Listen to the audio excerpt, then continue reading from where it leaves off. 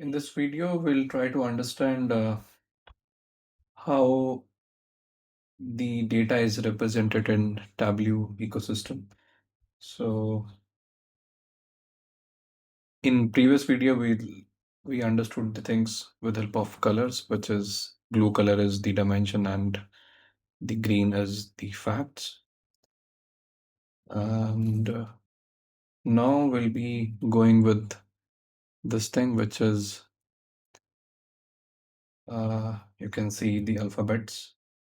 So these alphabet represents any text or a string value.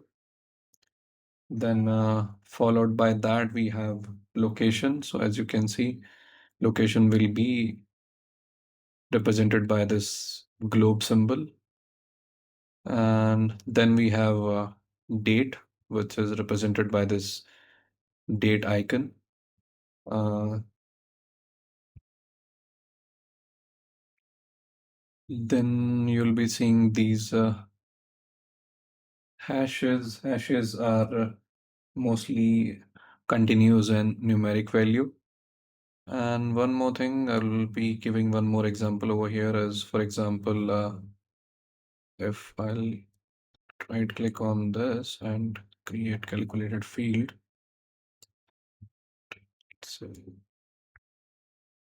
total sales uh, from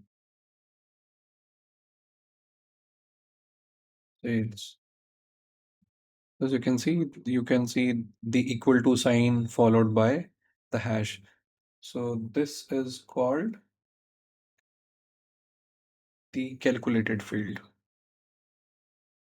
So that's it for this video.